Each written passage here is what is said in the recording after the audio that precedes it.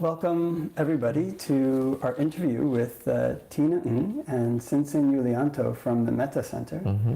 And thank you guys for joining us. Thanks so much for inviting us. So I'm here in Australia, and this is my second time visiting Australia, and I've been consistently impressed with the enthusiasm that I've seen in Buddhism here and the strength of it. And when a monk comes here, it just seems like they come and they're going from group to group, from place to place, and it all seems to flow really smoothly.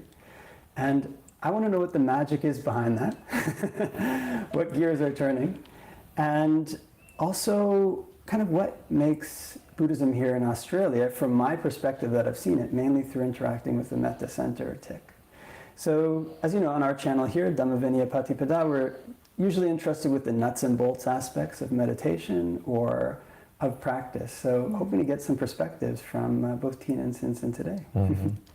Thanks so much, Bhante, for inviting us. We're super excited to be here and to have this discussion with you, because I think also what we can offer is some discussions about lay practice and lay service here.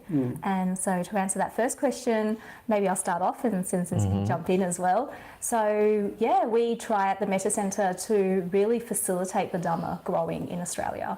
And one way that we find we can do that is when we have visiting monastics, or even local monastics really, when they need any assistance, then we will do our best as lay people to support that. So that includes when they come, we can help with their teaching schedules, like what you mentioned, where we do invite them to different organisations who we've got excellent friendships and partnerships with. And so then they can go and teach in all these different places as a way to spread the Dhamma. And the logistics behind that, there is also in terms of the transport, the accommodation, the dana, which Sinsin knows very well, all of the things that goes on behind the scenes for that to happen, so that hopefully the monastics have a very carefree and seamless experience of what the Dhamma can be like in Australia. Definitely.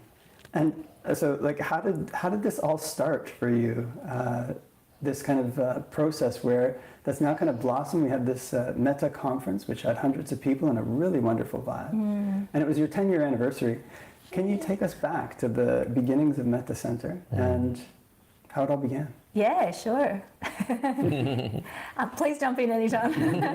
And also I should say, I've known Sinsin for a very long time, even way before Metta Centre had started. And so Sinsin and I, we are, along with others, are very active in the Buddhist community generally. And I think how Metta Centre started was blossoming from that. To know that there is a space where people can come and they can practice together in a community, and also know that there is a place that visiting monastics can also use free of charge at the beginning. So how Metta Centre started was using a space that was right next door to my Buddhist law firm, and it was just a small hall where monastics can use, and also lay teachers can use, to give teachings free of charge in the western suburbs. So it was located in Bankstown, and it's also a non-sectarian space as well, so people of different traditions and also faith would be able to come and use the space, and also to learn the teachings as well. So yeah, so that was kind of like the start of the Metta Centre through that physical space. What was the idea that kind of prompted the beginning of it? Was it just a desire to help Buddhism in Australia, or was there like a larger philosophy behind it? Kind of. So how it started was firstly just meeting a need, and the need came because being very active in the community, I had people asking me where they could host events. And so there would be people wanting to organise for a teacher to come to Australia, but they really struggled with finding a location, because very often they would have to pay for it, and then accordingly they would need to charge people to come. So I have this thing where I think that the Dhamma is so priceless, and it should be offered free of charge wherever possible, to make the Dhamma as accessible as possible to people. So I had kind of this idea and this aspiration that if I ever had the opportunity, I would like to be able to offer a space for the Triple Gems, and so people can then use the teachings, the venue to offer teachings. So that was kind of like the start of it. And I remember at the beginning, some of my Buddhist friends asking, so are you going to like organize events in this place? I'm like, no, I'm way too busy for that. It's just a venue where people can use and then take it from there. But over time, that idea just grew and grew, and it continues to grow as well. So as we notice a changing need in something, where there is something that we could do for the Dhamma, then we would either create a project or an event around that. So the Metta Convention that has started, and maybe Sinsin can speak a bit more about the Metta Convention, and various other types of events, they really came out of a need and meeting that need. So it's something that's a little bit more from the ground up, what the Metta Centre does, rather than like a top-down philosophy with like a mission statement. And yes. And correct me if I'm wrong, I also believe that there was a time when there were a lot of Buddhist centres that are located in the northern suburbs quite often, and maybe in the west as well. But I remember Bhante Joe saying that sometimes there is a need. Back then, that was about 10, 15 years ago, there was a need for Dhamma in the western suburbs. There are quite a lot of local temples in the western suburbs, but at the time, I don't think there was anything that was English speaking specifically, and any organization that could bring the different Buddhist groups together. And Bhante Sujato saw the need of that at the beginning. So this was probably something that also came to fruition as a result of that need. Yeah, that's true. Because I live out in the West. I grew up here as well, and I have noticed exactly the same thing. There is a lot of communities here, but not necessarily a organisation that can bring them together. And so I used to travel a lot to the city and a lot to the northern suburbs in order to attend at Dhamma events, and it will be so wonderful to have something that is closer to home. So that was also a reason why we set up Metta Centre in Bankstown.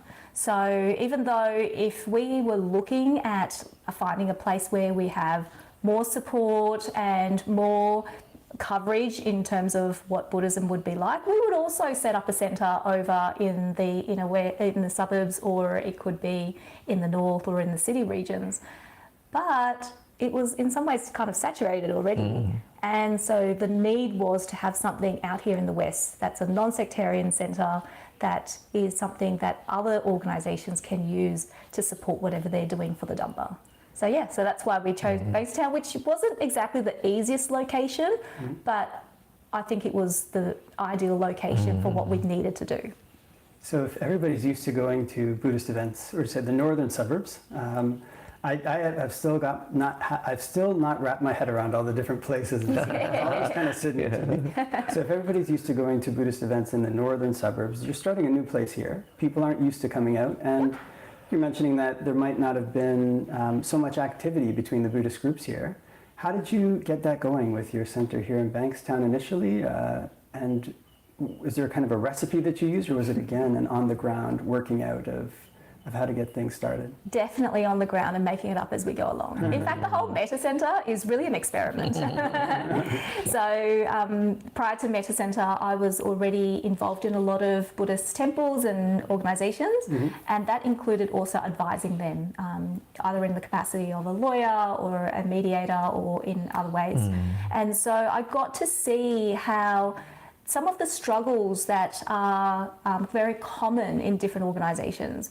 And I wanted to see if there was a way to create an organisation where we could be very cautious about these struggles and be very proactive in minimising them, as well as also seeing what the strengths are of an organisation and building on that. So really, Metta Centre is kind of like an experiment that we just continue to change and grow as we came across different things.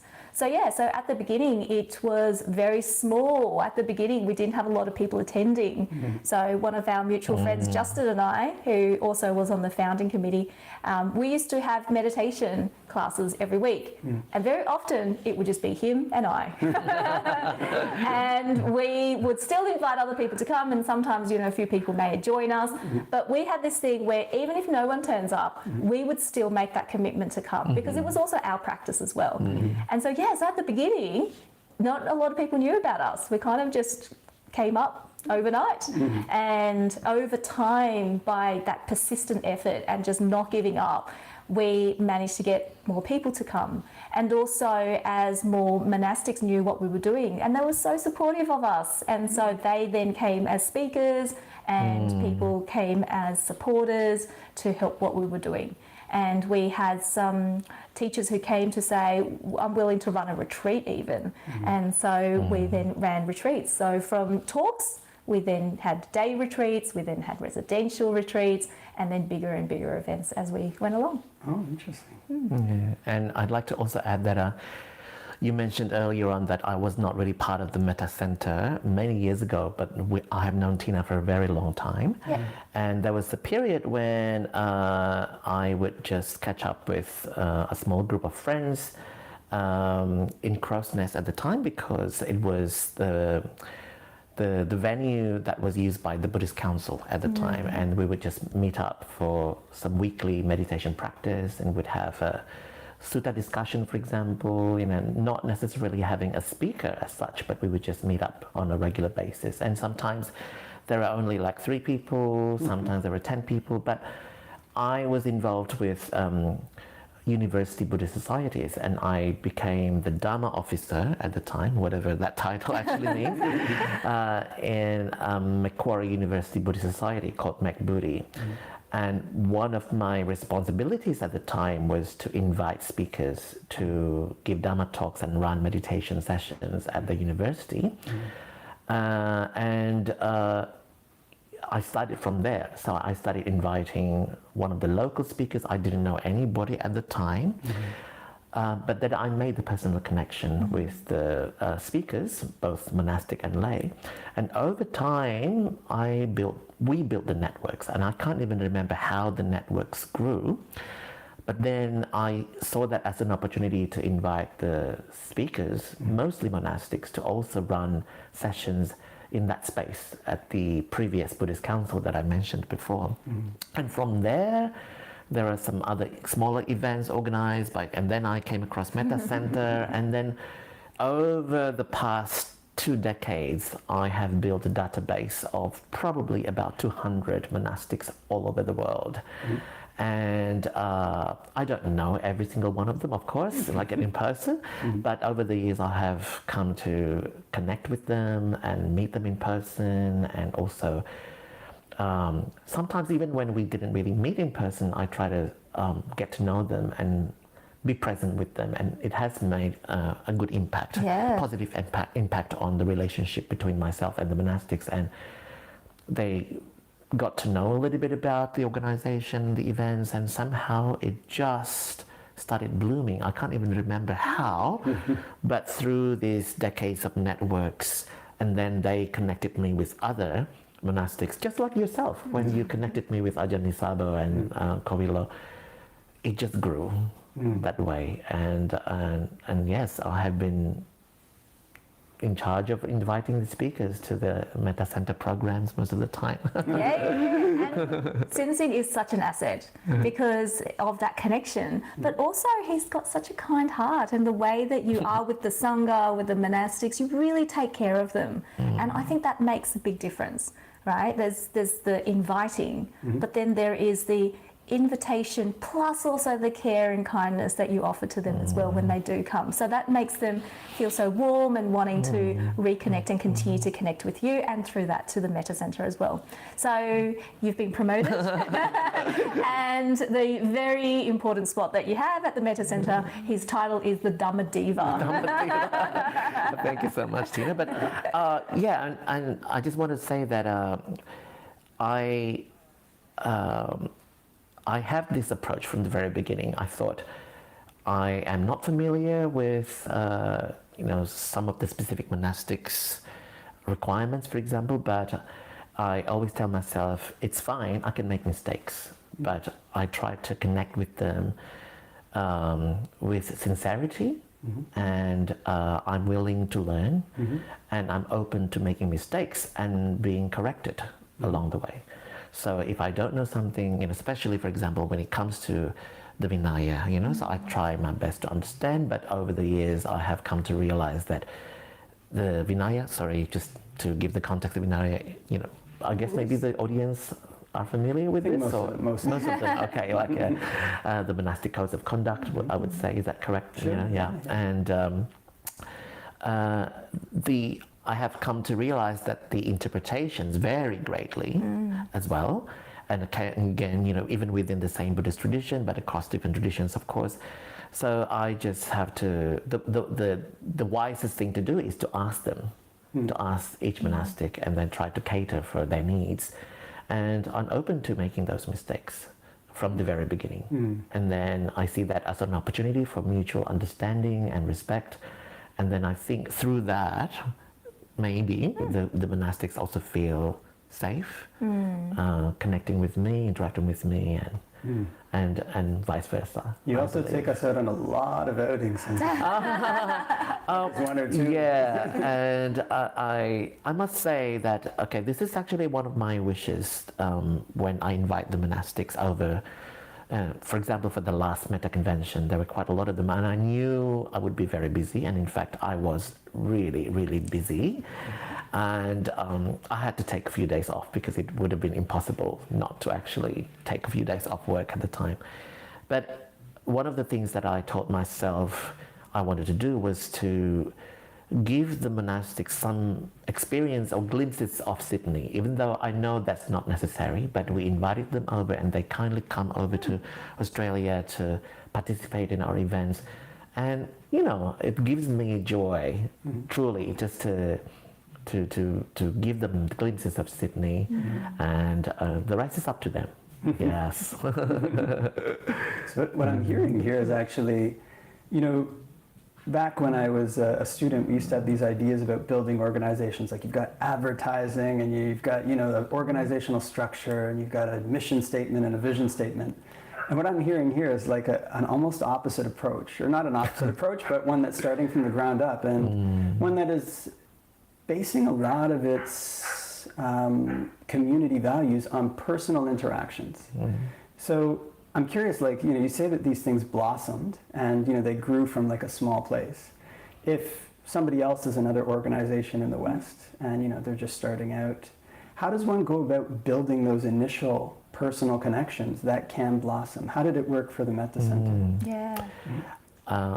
Sorry, I'll hand it over to Tina, I guess, because I think Tina would, have a lot to say about this. But just before I forget, I think for me, I'm not sure whether this is what you mean by starting from the ground up. But for example, for me, I am motivated in helping out with organizing the Metta Convention, for example, and inviting the speakers. And although sometimes I can be very busy as a result, I am genuinely motivated to do this. And I think one of the reasons is that I actually have the genuine feeling of joy when I do that, and I'm very happy when, for example,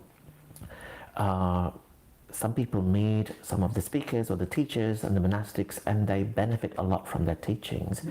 And they have approached me a few times saying, thank you so much for connecting myself with the speaker, and I learned a lot from that. And it really, really, truly gives me the joy. And I have that mudita. And I don't think it will be sustainable without that feeling. If I treat it as work, maybe I can commit myself to it, but I think there's only so much that I can do. But because it gives me the real sense of mudita, when I feel happy when I see people benefit from something.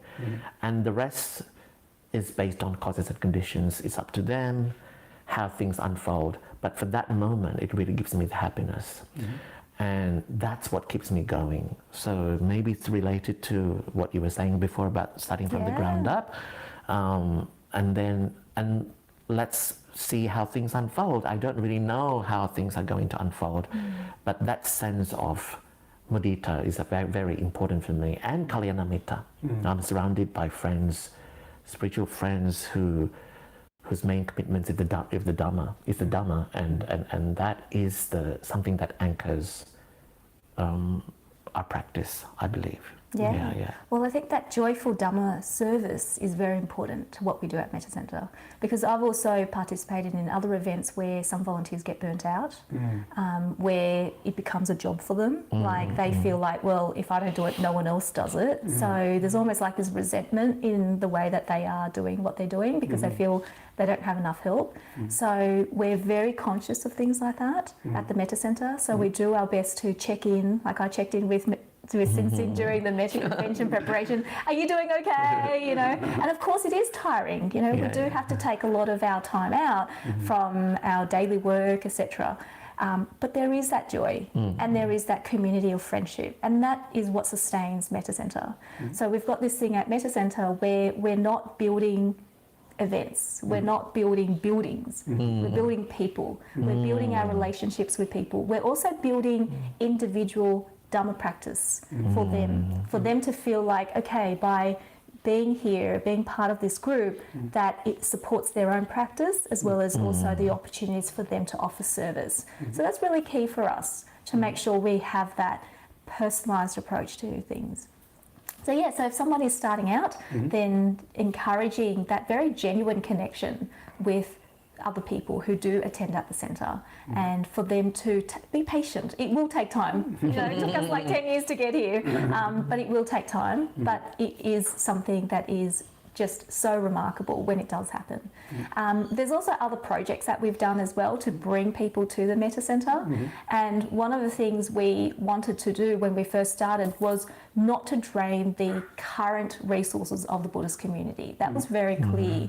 Because whilst Buddhism, there's different centres in Australia, particularly Sydney, but I also hear from them that the volunteer base is limited. So I also didn't want to use the current volunteer base of the Buddhist community at the time, but rather see if it's possible to build on that. So some of the projects that we did at the very beginning included, for example, going to the libraries and setting up different events there. And that started because of a really beautiful partnership that Metta Centre had with the local libraries, facilitated when I met the local mayor, for example, and the library helped us organise these events, which we called the wellbeing events. So through that, we met different people who wouldn't otherwise go to a Buddhist centre or Buddhist event, but because it was in the library, you know, it seemed more legitimate because it was organised by a library. And we met a number of people who then from there came to the Metta Centre. And in fact, recently at the Metta convention, someone came to me and said, you may not remember me, but I met you at the library when you gave that talk on something. And then I was like, you know what? I always wondered what happened to some of the people who came to the library. And they said, don't worry, because you sowed a seed in me. And so from that experience, she's now a Dhamma practitioner and still going to Buddhist events. So you just don't know the kind of people that we meet, but we do these outreach programs in order to open the doors of the Dhamma to more people to come. Also, earlier you were saying about how it's almost like we are just this grounds up kind of organisation, and very much it is. But at the same time, we're also very structured as well. Yes. So we appreciate that all of the people who help Metta Centre are all volunteers. We have no paid staff. So that means that we have to also respect how busy people's lives are. For example, Sinsin, you know, it's just so amazing that he would take time off from his work to offer this. So we want to make the most of people's time. And so we want to have the organisation structured in a way that is very efficient, but effective at the same time. And so when people come to Metta Centre to volunteer, they feel like their time has been respected and it is used to the best of their ability. And so we have quite a lot of structures and processes in place, and we're still constantly streamlining. And if there's new technology or new ways of doing things, we're very malleable to meet whatever it is that, and to use whatever it is that is arising. So in that way, there is this sense of grounds up, and you know, still we can experiment, we can be fearless in terms of the events that we organise, not afraid of failure as long as we know that it is in line with the Dhamma. But at the same time, we also have these structures and teams and processes that help support the organisation. Right. I noticed that Sinsin added me to the Metta Friends WhatsApp Yes. many years ago, and I was an avid. I've followed it. Yes. I've watched what's going on there, and I noticed that you have many different like Metta Centre videos team, Metta Centre Hearts. All these various teams that are part of the Metta Centre. Could you say a little bit more about the top-down aspect of the organization? So we've talked a lot about the bottom-up and how you balance those two. So we have a committee. So Sinsin's on the committee, Zen's on the committee. We also have Gary, Eugene, Richard and Sophia who are on the committee as well. And so we have a committee that allows us to steer the organisation. And we discuss in various ways about how that can happen. Okay, so that's, I guess, the top-down approach. But even that is, in terms of the structure of it, each of these people on the committee are also volunteers as well. So it's not like in some organisations where the committee or the board is a bit disconnected with what happens on the ground. We're very much involved with what's happening on the ground so that we know how to best change whatever we need to change in the organisation. And then, yes, you're quite right, there are all these different teams. So our WhatsApp community allows us to manage all the different aspects of Metta Centre. And that also means that volunteers who don't necessarily stay in Sydney, we've got volunteers who live overseas, can still join and participate consistently as a volunteer as well as also as an attendee.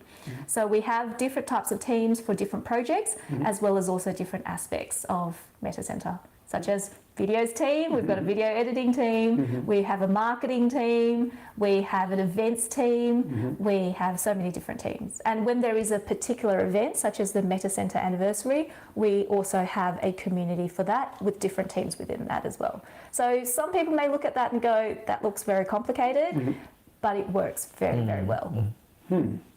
How does, so it does seem like, okay, you've got all these different teams. Are you making those up like as the need arises for a particular team?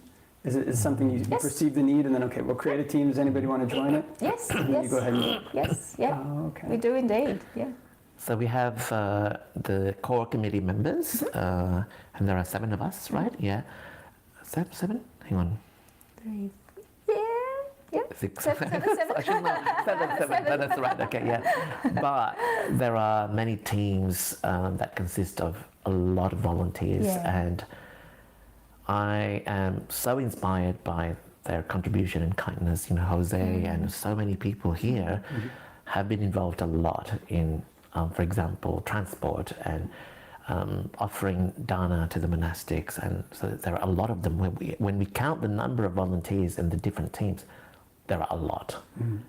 Despite the fact that our committee members, there are 7 of us. Yes. But there's so many people who are involved in the process, and they come together, and then there's a sense of ownership, I believe. They also willingly do that. They're happy to do it.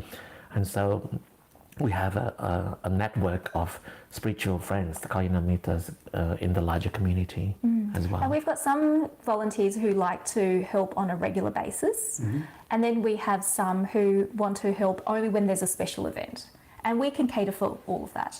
So that makes sense. We don't necessarily need a lot of volunteers to run Metta Centre in terms of our regular events, but when we do have a big event, we know that we can definitely draw on and rely on that kind of support. And that's beautiful to know that we can do that as well. We also have good relationships with other organisations as well. So if we ever need any help from other temples or Buddhist centres, because we've also helped them, which we're very happy to, then also when we need help, such as if we have a big event coming up, then they are also more likely to join and participate as well. I noticed that actually, I think both of you, almost everybody in the Metta Centre will go to the events that other temples have. Is this a long-standing relationship that you built up over time? Yeah. You just go out to various temples, you make it. And actually, when I was staying at the temple the other day, you're like, oh, I haven't heard of this temple. I'll be in town. So is this a big part of the organization to actually proactively try to go out and connect with almost every temple, it seems, in Sydney as part of the Buddhist community? Yeah, I think definitely in terms of Metta Centre, but I think personally we like to as well. I don't know about you, Sinsin, but I like to meet different temples and to get to understand what they're doing, as well as also what kind of struggles and what kind of things we can assist them with. So not long previously, we set up a project called the Temple Spotlight Series, and that series is where we go to temples who are a little bit more remote. People don't necessarily know them, and we do a video of their temple and maybe do some interviews, and then we post that on our YouTube channel. And we do that as a way to help promote them, because sometimes they really struggle and they may not have the resources to do a video or to promote themselves. And also because as a lawyer I travel to a lot of the regions in Australia, so I get to have that opportunity to meet them and to do those videos for them too. And it's nice to connect. And so for example, our Metta Centre anniversary, we had some teachers come from all the way from Orange coming in. We had some coming from Canberra. And geographically, you're not aware of Australia, that is quite far, a couple of hours. And they came just for our event to support. So it's quite nice to be able to have that both ways. But also, Sinsin, you go to a lot of these temples too, right? Yeah, I mean, like, again, usually I think the main purpose is to also connect people and also to have the connection with the monastic sangha from those temples. I think many of us in the committee, so quite a lot of us in the larger community have our own groups that we are affiliated with. So, for example, I have been part of Bhante Joe's group for a while. For example, this is my the group that I connect with, and I've been part of for quite some time. I have sort of my own practice. Bhante Joe is my spiritual guide, for example. But it's great for me to connect with monastics from other traditions. I can learn all the Dhamma from different traditions, from different monastics. But also one of the things that I believe is really beneficial is this actually provides the opportunity for people to connect in their own terms with the different monastics and different traditions, because then sometimes there are newcomers who come to Metta Centre to learn about the Dhamma, but they don't know anything about Buddhist traditions, for example, and maybe they're not aware of the main differences and similarities between the different traditions, but it takes a bit of time for them to understand the Dhamma, and then maybe they feel, oh, maybe this is, I'm more I have more affinity with this particular tradition or that school or that group, and then it's up to them to pursue this further if they have the interest. But then we're providing them with the avenues or maybe the opportunity for them to be exposed to these different organizations, and the rest is up to them, as I said earlier on. If they have that interest, if they want to pursue it further in their own time, go for it, but then they go in their own time, right? And so it's a bit more about, we have our own practice and our own groups as well, but then I think we, as a group, we provide the opportunity for people to connect with different groups and organizations and traditions as well. That's one of the things that I noticed here in Australia was just how much of a connection there was between different communities. And so it almost seems like, forgive the word, one metta community, an ETA. And I just was curious whether that was something that evolved naturally or whether it was like something that was deliberate. From what I'm hearing from you, it takes quite a lot of effort to establish and maintain and seems to bring quite a lot of benefits. Is it something that's part of the Australian Buddhist landscape, the Australian Buddhist culture, that people naturally do this? Or is it something that took a while to get off the ground and then just started to roll naturally on its own? That's a good question. Yeah, but maybe it took a while, didn't it? But because if you think about 10 years ago and what it was like, I don't know, I don't want to say for all of Australia, but certainly Metta Centre does have a very conscious and deliberate way of wanting to bring communities together. And it does take time. And so the last 10 years, we have deliberately tried to build collaborations with different temples and different organisations for that purpose. Because our ideology is that for Buddhism to really grow and to be strong, we need to be able to work together. And so depending on where you go and the different pockets within Australia, there is some of that, and then there are some which understandably they have their own community and they want to focus on that, and that's fine too. I think also what Sinsin was saying earlier in terms of allowing people to go and explore with the different Buddhist centres and temples, that is also a big part of what we do at Metta Centre by being that bridge. Because the locations that we have our events at can be very secular locations, such as at the universities, the libraries, and so we bring a different crowd in. And then we do want them to go and explore what it is to be like in a temple or to meet the monastic. And so not only is it inviting monastics to come and give teachings, but also we have different programs. The Temple Spotlight series is only one of them. We also have the temple tours where we organise events to the temples. And this arose because I was talking to a friend of mine, long-term Dharma practitioner, great guy, and he said he's never been to a temple. I was like, you've never been to a temple? You've been, and I was just amazed because he has mainly just been at Buddhist centres and also meditation centres. So I was like, well, if I organise a tour to go to a temple, would you be willing to come? And he's like, oh yeah, I would love to, right? And also we talked about how sometimes he feels he doesn't know what to do with monastics and the rituals involved if he was to go to a temple. So I'm like, let's do that. So we'll organise these temple tours and we'll let people have this taste of it. And also because it's very focused on beginners coming to the temples and the monastics, they're able to explain some of the rituals, the reasons for it as well, what they do there, their daily schedule, and it's been extremely successful. So yeah, these temple tours are great. It's really informative. You know, sometimes they have seen some of the rituals without understanding why, and then they, you know, I think they come to appreciate the fact that they can learn and find out more about what they mean and why they do things the way they do. And I think something similar also applies to retreats, right? Like, for example, we try to organize, we collaborate with different organizations that run retreats, and that ranges from urban retreats, like day retreats or workshops, to like 10-day retreats, for example, in different places. And that also gives people the opportunity to try the experience, you know, for like, if they're not ready for the long retreats, maybe they can go on a 1-day or 2-day retreats and they get the taste of it. And a lot of them benefit from that, and they think, oh, okay, so they can probably go further in their own time, right? Yes. Sounds like generosity is a big part of what gives the volunteers at the Metta Centre and the committee at the Metta Centre joy in doing this work. Definitely. And also, I mean, under that helping people, connecting people with the Dhamma, I'm wondering as well, have there been any benefits for your personal practice running an organization like this? For sure. Definitely. I mean, yeah. I mean, you start. Oh, no, you go for it. I'll add to it. No, I guess, and okay, two things. The first thing is, for example, when things get really busy, right? And I'll have to deal with different people, monastics included, right? Okay. Yes, Dhamma Deepa. Doesn't come to And of course, you know, like some, you know, potential disagreements, or the way things are done, you know, are probably not the way I expect them to run, you know. Things like that are pretty normal, but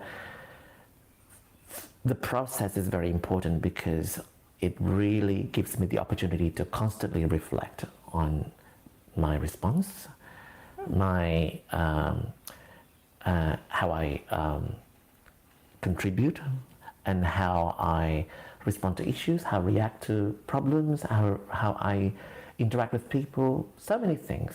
And it gives me the opportunity to also reflect on my own actions and my mental state, right? And so yes, and I think I'd like to say sometimes when things get quite challenging, sometimes I would say, oh, it's testing my patience, but it's not really testing my patience, it's building my patience. And I learn a lot through that process as well. So that's one thing. The second thing is that with these challenges comes the joy of doing it as well, because that's what I mentioned earlier on. I think without that, it would not be sustainable, right? And the happiness that comes with it, the joy that comes with it, actually gives me a sense of ease and even happiness, that I have actually done what I could. And that also helps with my meditation often as well. And just to give you an example, I'm not talking about going on the retreat when, of course, that's a different opportunity to really be more reflective. But even recently, leading up to the Metta Convention, there was a time when I was extremely busy and there were a lot of things that I hadn't actually taken care of. And even I made a mistake of overlooking one particular monastic who was supposed to arrive on a particular day, but then I thought that monastic would come a bit later, and I thought, no, actually we were having a meeting, attending a meeting, and everybody was expecting that this had been taken care of, but in fact I realized, oh no, so actually we didn't have accommodation for this monastic, we didn't have any dana arranged for that one. But anyway, we made those mistakes. But then at the time I thought, okay, I'll just switch off completely. I didn't want to worry about anything at all. Let's just take a break for now. And I had very good meditation at the time. And surprisingly, so, but I think, but knowing that I have no regrets, knowing that I have done good deeds, kusala karma, wholesome actions overall, that helps in many ways for my own personal individual practice. Yeah, I'm talking more about the contemplative practice at the moment here. Wonderful. Sadhu. Similar? Yeah, very similar. I would say that I probably wouldn't be the person I am if it wasn't because of what has happened in the Metta Centre. And I really mean that genuinely. So the experience of, and so many things that I've had to build up in terms of qualities to be able to sustain this for 10 years, and also to be able to meet the challenges and the different things that will arise, that has been a real blessing. Because if I wasn't put in those situations, a bit like what Sinsin was saying in terms of the exhaustion and all the things that may come up, then I wouldn't have the opportunity to practice and cultivate those qualities. And over the last 10 years, I could say for certain that Dhamma service and Dhamma practice are totally intertwined, and that anything that people offer in terms of their Dhamma service, their generosity, not just in terms of financial, but also any type of things that they are offering, whether it's their time, their kindness, their generosity, that does come back and it does support our practice. So similarly for the meditative practice, the Dhamma service supports that. The good things that we have done supports our meditation, 100%. I could say for certain it does, because it's because there is one aspect of the practice which is to sit for long and to put a lot of devotion into the meditation. And I've also heard from some teachers that if you do good deeds, if you do support the Dhamma, then it will help you with your meditation when it comes to the time for you to sit and meditate. And time again, that has proven to be correct. And so, yeah, I would say for sure this whole experience and journey with the Metta Centre has supported my Dhamma practice. And of course, there are still a lot of other challenges happening in the mind, but that's all of part course of that's it. part of it. Yeah. But you know, the taste of the fruition, okay, and the benefit of that is clear for me. And especially after long retreats, for example, and I do feel it. And that's why when the Buddha talked about sila samadhi panya, then that's so true, you know, like I mean, you can't just have meditation without sila. You can have samadhi without sila, without ethics, and that goes a long way. And I'm still myself being a diva. That hasn't changed. But I know I'm a good person, you know, overall, and I try to be ethical, and that comes a long way. And I think that's it too, because Metta Centre has drawn in so many beautiful, kind and inspiring people who are Dhamma practitioners or people who are very interested in Buddhism. And when we're surrounded by that, when we have good friends like that, then it also supports our practice and what we want to do. And so we can achieve a lot together because of it, but we could also achieve a lot individually because we have the support of the monastic sangha who come and teach and are friends with us, as well as also the lay practitioners who practice with us, and also the lay teachers as well. It's, just listening to both of you talk about your practice and your involvement in the center and how much joy it's giving you. It's giving me a sense, I was thinking coming into this interview, okay, how's the organization function, and like how does it work, and how could people who are interested in this model learn more about it? And the sense that I'm getting from talking to both of you is it almost feels like it's kind of riding on a current of happiness and joy in your Dhamma practice. And so getting into some of the numbers, not financial numbers, but hours numbers, because I know that both times that I've come here, the first time I came here, I was like, okay, it was great, kind of come to Australia, maybe I'll do a couple talks, that'd be really neat. Yeah, go to Australia, do some talks, and maybe see a beach or something. I had like three or four things in mind. And I came and it was like there was something going on every single day. And then even this time, it was like you're organizing the Metta Convention, you're organizing the Metta Convention. And when I first arrived, I was actually staying with you and Zen, and you guys were cooking, and then at the same time you're doing legal stuff and arranging the Metta Convention, and then Sinsin was arranging the Metta Convention, and he'd be like, so do you want to go out for we've got a walk scheduled today? I'm like, I don't know if I can go since I'm feeling too tired. No, but it was also optional, right? It's up to you. It's totally up to you. You never force me. Yeah. So what I'm curious is, we've talked about some of the things you need to do, and you got to make making these connections with people. It's giving a lot of joy. You're organizing monastics to come and teach. You're organizing retreats. You're organizing temple tours, temple spotlights. We didn't even get to the social welfare arms of the Metta Centre. And how many hours per week is this required? Like, what's your day look like when you're involved with the work that both of you are doing? And I know you're both involved. You get home from work on a typical weekday or a typical weekend. How does your time go in terms of your involvement with this organization?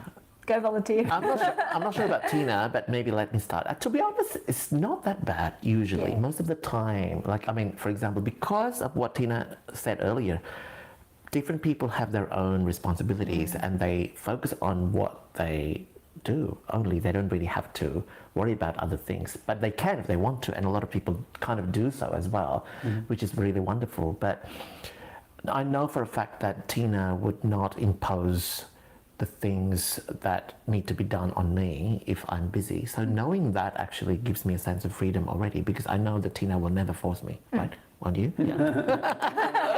Right. So and then I just do, for example, most of the time, I just commit maybe myself to a couple of hours per week, inviting the speakers to run the regular Dhamma programs, like the Buddhist talks on Monday nights, Dhamma talks on Monday nights, and meditation on Wednesday nights, for example. And I'm not that busy. I mean, I am maybe the only, I do admit that I need to spend time contacting them, because sometimes they don't reply, and that's very normal, and I have to chase them up and I contact them again until they do reply. And then, liaising with them in terms of the topics and, the titles, and then getting the blurbs and things like that. But because it happens only on a weekly basis, I can spread this out. So I don't feel burdened by that at all, actually. And I'll just do it quite regularly, but then I don't spend that much time at all. I do admit when there is a Metta Convention or other events, then things get really busy. But I know that I'll try to commit myself to that as much as I can within that period of time, but it will come to an end, as everything does, right? That's right. So it's not all the time. When monks are here, I know that I've sent you, usually when I send you a message, it's like, Sinsin, how about this for Donna? You usually respond within like a half hour. Okay, I've talked to these three people, I've talked to these three people, and now Donna's arranged. Yeah.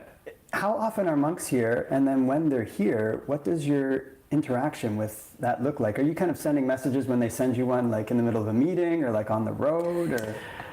No, so to be honest, I have to really thank Zen and Richard and quite a few people who have very kindly created the wonderful spreadsheets that have different tabs. We've got the monastic accommodation tab, the dana tab, the transport, and so on. So this has been very helpful because it really gives me the checklists that I need, because especially I've never actually, we had never, I don't think, maybe you have, I'm not sure, but I had never had to deal with so many monastics at the same time, just like as this time before. I mean, normally, you know, there would be like one or two, and then I must admit this is the first experience for me, dealing with about 17 monastics, and so it was a lot. So the main idea was to actually use the spreadsheet so that other people could use it live, but also understandably not everyone actually updates the spreadsheet immediately. And I'm a teacher, so when I'm in class, I'm not able to respond to text messages because, you know, if I don't want to risk losing my job, of course I can't do that. And sometimes I find myself updating this spreadsheet later on, but by the time I do, sometimes a lot of things have changed. Again, that was actually part of the practice that I mentioned earlier on as well. You know, like, I mean, you know, because there are challenges, but then we went through those challenges, and you know, with the Dhamma practice that we were talking about. So, sorry, I'm going off track, am I? No, you're right. And then we support each other too. So when Sinsin's not available, I may jump in. If I'm not available, Sinsin jump in, or other people too, because we also have those WhatsApp groups where other people are able to help. I remember on the eve of the Metta convention, I had found out that there were certain things that hadn't been done, and Sinsin at the time was also understandably busy with other things. So I called on Zen. I said, Zen, I just need your help. And Zen, being the forever very supportive partner and also Dhamma practitioner, just came in and just helped us sort out a lot of things, which I'm very grateful for. So we can rely on each other, and that's important. And we do try our best to ensure that there isn't that burnout. So that's why Sinsin's saying, you know, generally when there isn't a big event on, it's okay. So maybe I can speak a bit to that too. So when Metta Centre first started, we had a committee, but we didn't have a lot of volunteers. So actually organising events really fell on me to organise from beginning to end. And so that was a lot of work, but over time we then had more volunteers to help out. So with the volunteers, I realised I didn't want to burden just a few people, because that's how burnout happens. So as much as possible, I tried to think about the tasks that I was doing and how to divide that into as many small parts as possible and give them just full reign to work on that task. So for example, in terms of creating an event, now we've got a whole events team that does that. So Sinsin is in charge of liaising with the Sangha members, which he's very happy to do, and he's good at doing that. And it doesn't take up as much of his time as if he had to organise the whole event, for example.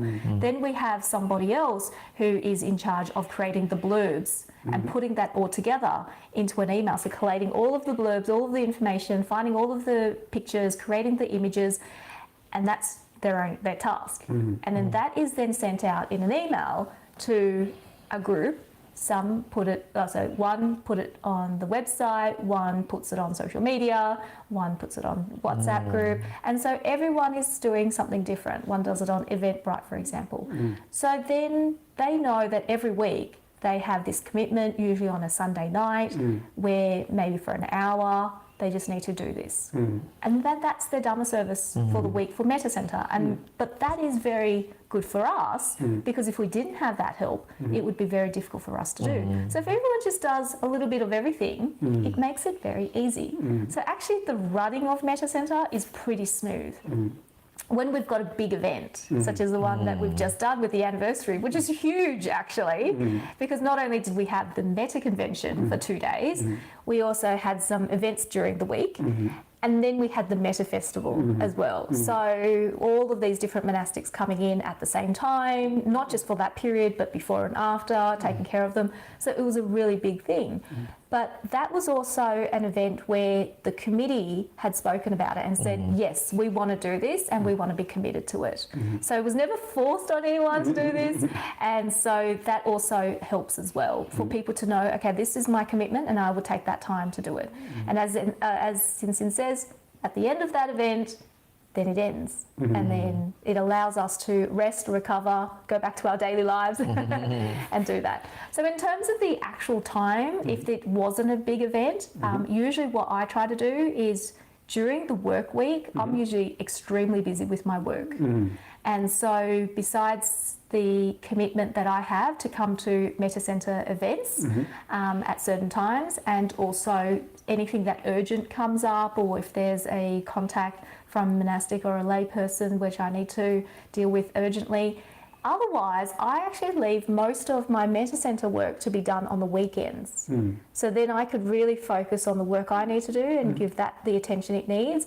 And then on the weekend, I can focus on the Metta Centre stuff. So that includes replying to emails and checking in on people and organising the next things that needs to be done. So in terms of time and workload, it is definitely manageable. I can't really put a time on it, to be honest, because it also depends on what's happening. Some weeks it may be that I'm only spending a couple of hours, other weeks it would be a lot more. So when we had the Metta Centre anniversary, it was like every weekend. It was just Metta Centre. And then during the week as well, as much as possible, whenever I'm in front of the computer, whenever I have my phone with me, he'll be replying to messages and checking in on everything. So all of that, But yeah, like the joy that comes from doing all of this Dhamma service, that actually creates the energy for us to keep going. But what's inspiring is, I think, people who, a lot of the volunteers who help during the bigger events, they do so willingly, and so joyfully. And so there's a sense of ownership. They do it themselves, and they take on more than they normally would. And everybody does that, like most people do that. And so, but it's not enforced. On them. And that sense of ownership is really important. So we don't like to micromanage as well. We like them to feel supported and to know that they have our support, but we also want them to feel like that we trust them to do what they want to do with this. So for example, at the actual Metta Festival, I was so busy running around doing everything. So putting certain volunteers in charge of things, such as the stores, such as the dana, all of that, that gave them a sense of responsibility and stepping up to that. And they did it very, very well. Very nice. But when there is an issue, like for example, anything, especially anything that is related to the Dhamma, if we believe something is really important and needs to be addressed, then I'm also inspired by the fact that a lot of people really get together and they take it seriously. It's been really nice to hear about all the joyful aspects of running the organization and being part of the organization, volunteering. Sinsin is, we all know Tina as monks. Tina's the president, and also Sinsin is like one of the main people we're always interacting with as monks. And it's really nice to hear just how joyful it is for everybody to come together and do this, because often I think just coming in here from the outside, it's like, wow, look at all the work they're doing. It's like, and really impressive. How can I even keep up with the schedule, let alone like organizing the schedule? So it's been really nice to hear about the joyful parts, and excellent to hear about the joyful parts. In almost any situation, there's also times of difficulty. And so I'm wondering, is there been times of difficulty that you've gone through as an organization, as a volunteer, which have been trying, which have been troubling? And if so, how did you get past them? And what lessons could you impart from those difficulties to other people who might want to set up something similar where they're... You want me to go first? Okay. Definitely at the beginning was trying, because there wasn't enough help. And there weren't enough attendees either. And I felt so bad inviting speakers and there's like a few people in the audience. Even though the speakers are lovely and they're like, don't worry, Tina, it's okay. I will still teach the way that I would if the room was full. But I would much rather have a lot more people attend, obviously. And also the gift of sharing the Dhamma, I would like that to be a gift that more people can receive. So yeah, it can be very trying to get more people interested and to attend. But with that persistence, with just continuing on, then then we're able to get more people to come and to have what Metta Centre is now. And we still want that. We still want more people to attend at the events and to have more events that are created in communities as well. But yeah, that can be very trying. It's a lot of work, especially when there is a big event that comes up. It can be very stressful for people, and then they often come to me and talk to me about the challenges that they're having. So not only do I have to do the stuff I need to do, I also have to manage other people in terms of their problems. But that's all part of the practice, to meet it, whatever it is that arises, even if it's something that we weren't planning. So having that flexibility to meet whatever comes. Anything to add, Sinsin? Nothing else to say. But it's that, isn't it? It's yes. a lot of the challenges that come aren't planned. You know, things that arises and we're like, oh my goodness, you know, we have to meet this. And we do, as a team, we talk to each other, we have that support with each other, and we just meet it as best as we can. Without going into too many specifics, what kind of issues are the main ones that could cause a lot of difficulty for organizations like this? Are there issues between people, members of the team, issues between Buddhist organizations, issues of stress or burnout? What are the main kind of issues that one could expect to potentially face? I mean, you mentioned kind of potential disappointments at the beginning when things are just getting off the ground. And meeting those things with persistence. Are there any other nuts and bolts things that people can do to overcome these? Like, I know especially like social dynamics in organizations, even monastic organizations are something that people have to learn to manage. Yeah. Also, yeah, I mean, even I imagine even you're managing people from all three different Buddhist traditions. And while there's quite a lot of harmony between Buddhist traditions, of course, wherever there's minor different, even wherever people get together at any time, there can sometimes be friction. I know that you're a mediator, also by profession, Tina.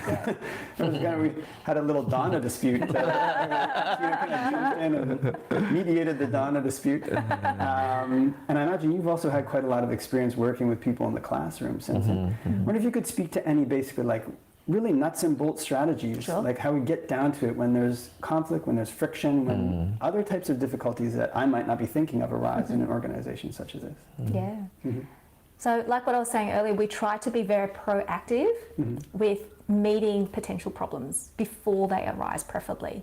So burnout is something that I have noticed with a lot of organisations that I rely on volunteers or even paid staff, but not enough people on the ground. So that's why we have these structures, we have these teams. And so within the teams themselves, we also have backups. Oh, okay. Yes. So if, say, Sinsin isn't available, he needs to go on holidays or he's just fallen ill or something, then he knows that he can rely on other people who are already trained to do what they need to do and to be backups. And if someone needs to go on holidays, then there is a period before they go on holidays to do a handover with somebody else. So all of that is managed in order to firstly meet whatever problem may arise, but also to give volunteers that sense of they're not trapped and that there is always that support that is available to them. Yeah, so that is actually a conscious effort because having seen that occur in many organisations, I really hope that in Metta Centre there isn't that burnout. Now, sometimes people may take on more than what they thought they could do, and everyone has different capacities. I mean, Sinsin's capacity is much bigger and wider. And other people, they may not have that same capacity, but they think they have that capacity, and only when it comes to actually doing it that they realise, oh, I actually don't have that capacity. So then that can also be a challenge if we had expected them to do certain things and they weren't able to. So what we try to do is to always have that flexibility, to know, okay, we don't get upset if they're not able to deliver, if they're not able to do what they can do or say that they can do, because we also understand that they are also just volunteering as well. And so we need to come with that attitude. To come with that attitude to know, okay, we have to remain flexible, and if they aren't able to do it, we will find someone else who can, or we do it ourselves, which often can happen too. So, and then in terms of relationships with other people, that does come up. We again try very hard to be proactive in creating the space and the tone of the organisation so that if things like that do come up, then everyone in the organisation, as much as possible, knows how to deal with it. And so the tone that we want to set is a tone of metta, of friendship. So Bhante, you've been part of that Metta Centre WhatsApp group. So you know that in that WhatsApp group, anyone can join, anyone can bring up whatever they want to bring up, and most of the people who are on there, they are lovely, they are devas, and they have so much metta and kindness, and so the messages that are shared on there is very supportive, it's very warm, it's very informative, not only telling people about what's happening at Metta Centre, but others as well. But then sometimes we do have some others who may use that forum for other means as well. And so because we've already set that kind of tone, so that means that if someone does come, say, with a very not nice comment or a critical comment, then we're able as an organisation to meet that. But we do that with respect, we do that with metta, and there's been times, Sinsin may have seen, where, and I've had some people message me because I've been in court or something, Tina, I think you need to reply to something on the WhatsApp group. And then I do my best to do that as well. And so then we set that tone in terms of how we respond to something that happens. We don't kick people out unless they are spammers. But other than that, if they are genuine, but it may be just the way that they're coming across, etc., then we use a different way to respond to that. And I notice as well other people seeing how we respond and modelling that behaviour. And so when we respond in a way that is skillful, then others in the organisation, they, even if they're not on the committee, even if they're not immediate committee members or team members, they know how to respond with kindness and understanding and inclusivity. And seeing that, I think, has made a huge difference to knowing that Metta Centre will be able to deal with whatever comes up for people. Is that your experience too? Yeah, I mean, like, to be honest, like, I mean, among the committee members, we haven't really had any friction or to be honest, no, not at all. But yeah, for example, sometimes dealing with different speakers and monastics, you know, not often, but every now and then we have had not big problems with a couple of issues, but generally I think not really issues, but like maybe it's a matter of like disagreements sometimes. And, you know, I just try to keep an open mind, and that's my approach to it. And then look at the bigger picture, and we have maintained positive relationships. But if there are some certain things that we disagree on, then we can also agree to disagree. But but with respect, and I keep an open mind, and that seems to work well. So with the committee, so again, being proactive to meeting whatever challenges may come up. So I have been in committees and I've mediated disputes within committees. And so knowing that that can come up and that can really cause a lot of problems in an organisation if the committee is fighting. So how we are proactive in that is we select the committees. So we would look at not only their involvement for a period of time with Metta Centre, which is very important, so how they're engaging with Metta Centre, but also we want to make sure that the committee member shares the same values of metta, of respect, of kindness, all of those really important things. We also want to make sure that they're all Dhamma practitioners. This is very key, and you'll be surprised to hear that some Buddhist organisations don't have Buddhist practitioners on their board or committee. Because they may have other skills that the organisation utilises. But to me, I think that their Dhamma knowledge and practice is so key. Doesn't mean that they have to be like, you know, jhana level number 4, but at least they have a good foundation of the Dhamma practice, and to be open to the different traditions as well. So we also want to make sure that the organisation can run harmoniously, because the committee runs harmoniously. So then that's the last aspect too, to make sure that we choose people who are able to not only critically look at the organisation, but also be able to work together as a committee. Because some people are good at finding faults, but not necessarily finding solutions. Or there are people who just want to gloss over the problems and then we need to know how to improve ourselves, but we want to improve in a way that is healthy and that is respectful and that works with the organisation. Yeah. So yeah. Yes. And there's a couple of questions I want to ask before we finish off. I didn't have the chance to ask it when we were talking about monastics, but I'm really intrigued by this concept of Dhamma lighthouses. Yes. So would you guys speak a little bit more about a Dhamma lighthouse and what that is? Yeah, sure. So the idea came about probably about 9 years ago. So Metta Centre at the very early stages, so 10 years ago, Metta Centre had our hall. And we had speakers who were coming over, and the speakers would come over to teach, but they needed a place to stay. So at the time, they would just stay in my office. I set up a room for them, etc. So that kind of worked, but then over time, we started having more monastics come, and more than one. So we realised we needed a space that allows the monastics to also stay over as well. So the office was kind of my dana to the community, and my house, or my husband and my house, is our dana to the community. So what we did was we called this the House of Metta, and this is where monastics as well as lay friends can stay, and we are quite close to the Metta Centre hall at the time as well, so it allowed them to go and teach and then come back and rest at our place.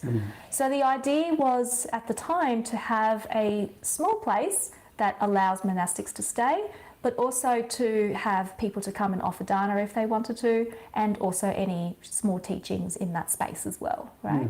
So that was the first Dhamma lighthouse. And then the idea that I had was that with Buddhism in Australia, because Australia is very vast, like geographically we're huge, we're a whole continent.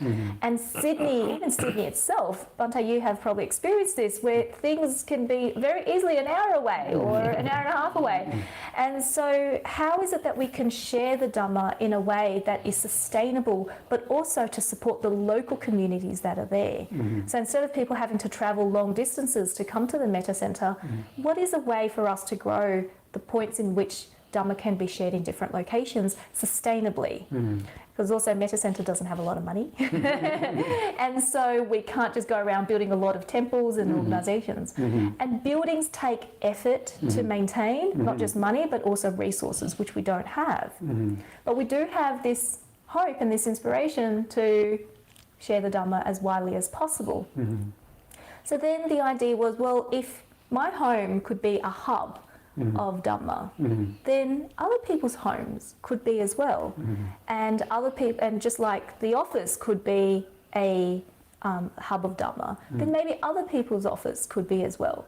So the idea was to share this ideology of the Dhamma lighthouse, so other people know that if they had some space in their home or in their office or other place that they are willing to offer for the Dhamma to be taught or for monastics to stay, then they can be connected to this network of the Dhamma lighthouses. And the network is supported by Metta Centre. So the advantage of that is if they're in this network, then Metta Centre can tell them when we have a monastic to come. Otherwise they wouldn't have the news. And they can then draw on the volunteers of Metta Centre. So if they wanted to host a monk or a nun at their place, then they can know that if they're not able to transport them, then they can contact us, because we have a transport team, a Sangha care team, who will be able to assist with any transport. If they can't offer dana for a particular day or days, then they could also link in with us, because we also have some people who would love to come over and offer dana. And so from that, we're able to sustain and support these Dhamma lighthouses in different locations. And so from there, we're able to grow our network, but also to grow communities and local communities as well. So in 2019, at the Sakyadhita conference in Blue Mountains, this was my idea that I presented to them, because I would like more people to see the possibility of what they, particularly lay people, can do to offer to the monastic Sangha and to the Dhamma. And sometimes for people, they think, oh, running a Dhamma centre is just so hard. It's beyond what they could do. Running a place for monastics to stay is just so big, they can't do it themselves. But by connecting in this way, I hope to inspire more people to see that actually it is totally doable, and it will help with a lot of the monastics who come, who want to go to different locations and teach, who want to go and see. And we also have some monastics who want to walk, who go on Tudong. So if they go on Tudong in Sydney, we hope to connect them with these Dhamma lighthouses so that they know, okay, if I go to this place, there will be someone who will take care of me. I go to this place and someone can take care of me, etc. So that's what we're trying to build. Yeah, it seems to work really well. I remember somebody, I won't name the name, called it a bed and breakfast for... Yes, our place is the monastic Airbnb. And I think that's something that a lot of Buddhist organizations struggle with, some of the points that you mentioned. You know, basically feeling overwhelmed. Can I really do this? Like, I don't have any resources, there's no Buddhists around. And actually just having places for monks to stay in cities, because some monks have a very strict code of conduct that they follow. And I think you also spoke to, you know, the importance of flexibility in trying to arrange all these various Vinaya elements. So also want to touch on another unique thing that I've seen here in the Metta Centre, which I've only in my life met one monastic coordinator. So we've got to learn about all the philosophy and actually what goes on behind the scenes of the Metta Centre. As a monk, when we come, as I mentioned, we meet Tina and Zen usually, and meet a lot of the members of the community. Most of the texting that we do, a lot is with Tina actually, but most of the texting that we do is with Sinsin. Sinsin, how about this? I need this. Sinsin, and you know, this went wrong. Like, what can I do? So, can you tell me a little bit? You've talked about a lot of things that monastic coordinators do, arranging speakers or talking to monks. Can you give us an overview, like a whole overview of what the monastic coordinator role is in the Metta Centre? To be honest, I never thought about that specific role myself, like monastic coordinator, but I guess, well, I'm one. I'm one of them. A Dhamma diva, I get it. It just became one. But I think mainly it involves communicating with them about the requirements and what they need, to find out what they need during their stay, and if there are any specific dietary requirements or any other necessities that we try to fulfill, then as much as possible I can also inform the people who may be involved in the committee and within not just the Metta Centre Committee but also in the larger community. And then so when they are aware of these requirements, then communication becomes a lot easier, because then we can just, all right, I'll find out what they need and then also pass it on to the person who is you know, going to offer the services that they have volunteered to do. And so the communication is just between us and the people who are involved. And yes, it does require communication, and I think when the different parties are involved and they know what they'll be doing, it's not difficult overall. It's quite smooth, but it's just a matter of making sure that there is a checklist, and then I tick the boxes so to make sure that everything has been taken care of. So that's what I try to do mainly, yes. I'm not sure if I'm answering the question. I'm not, I yes. think so. Yeah, and to support that, to make life easier for Sinsin and all are involved, we do have different teams as well. So then it's easy for Sinsin, if he needs transport, he knows that there is a team that he just has to send the request into, and then they will know, okay, there is this request, and see if anyone would be able to attend to it. And also because people have already volunteered, if no one responds, then Sinsin can also contact them individually, or I can contact them individually. Specific people, and then they'll get, and most of the time, like if they're available, and I know, you know, I create different groups of people who can do what.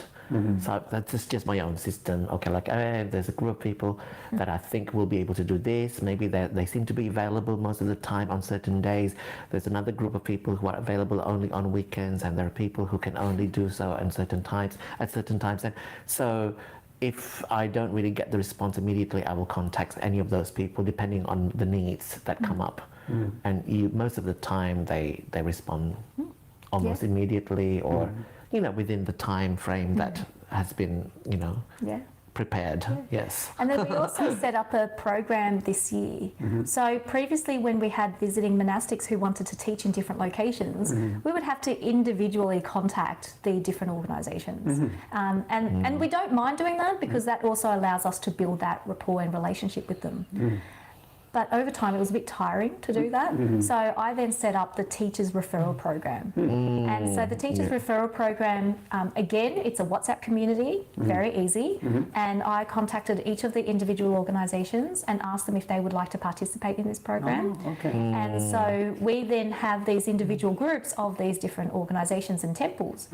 And so when we had, including you, Bhante Joe, when you came over to Australia, I would say to them, Bhante Joe's going to be in Sydney from this day and in Melbourne from this day, because we also have connections with Melbourne as well. And then they would let me know if anyone is interested to host the monastic, and hence then the organisation can liaise with the speaker directly. And that happened quite successfully, Bhante. You went to Victoria, for example, to BSB. Really, So that was also through the Teachers Referral Program.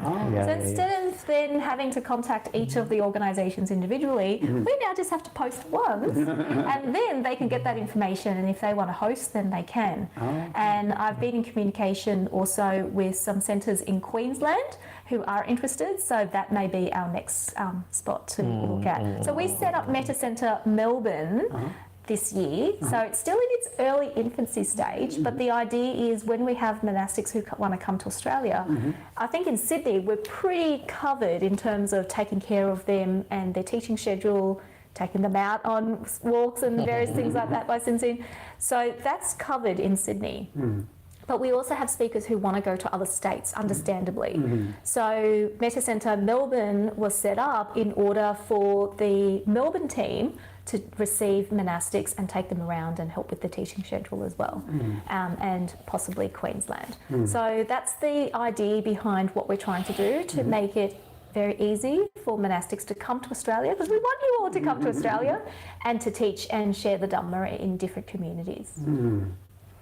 Well, it's been really neat to hear about all these various synergistic ways in which, I don't know, the various connections that you've made, the various efforts that you've put forth have come together.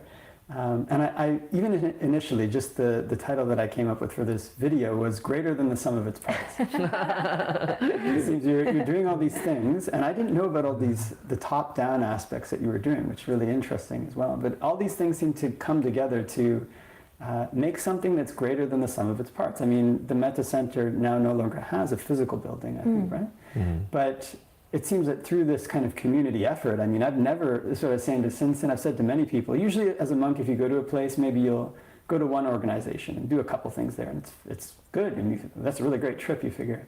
But as I mentioned at the beginning, here it's just like you're going everywhere, and there's this huge schedule, and it all seems to run smoothly. So very inspiring to hear. And I'm wondering as well, in this course of being involved with the Metta Centre and founding the Metta Centre and running the Metta Centre, I imagine you've had many inspiring things happen, many inspiring stories, many inspiring experiences. And I wonder, to close, if you could share maybe some personal inspiring experiences that you've had in the course of this journey. So many. I think for me, what really inspires me is the attendees. And having seen some of them, I won't go into detail because there's some beautiful stories, but it would take a long time. Just seeing when they first come and seeing them change over the course of attending, and them contacting me personally about how much this has helped them and how much it has changed them and changed their life, to change their practice. That to me is really inspiring, and that makes it all worthwhile, because that's what we're doing. What we hope to do is to share the Dhamma in a way that really has a positive effect on people's lives, and something that they can take into not just this life, maybe even future lives, and sowing that seed for them. Like, that is an incredible opportunity for us to do that. And I'm very grateful to have that opportunity to be able to offer that to them. So many stories about why the Dhamma has made such a huge impact in their lives. And some of the people who come may not even be Buddhists. They may have wandered in for different reasons. and they may have wandered in looking for something, but actually finding what they really needed. So that's been a real inspiration for me. And then another inspiration is having the monastic Sangha's support, and because that kind of just tells us that we're on the right path, you know, because if we weren't, then we wouldn't have the support of the Sangha. We wouldn't have the support of these amazing teachers who come and offer their time. Some of them come to Sydney just so that they could teach at the Metta Centre, which we're very, very grateful for. And over that time, we've met so many teachers who I think we wouldn't otherwise have had the opportunity to, because through the Metta Centre is how we invited them.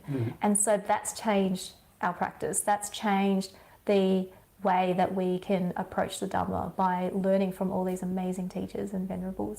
So that's been a real inspiration.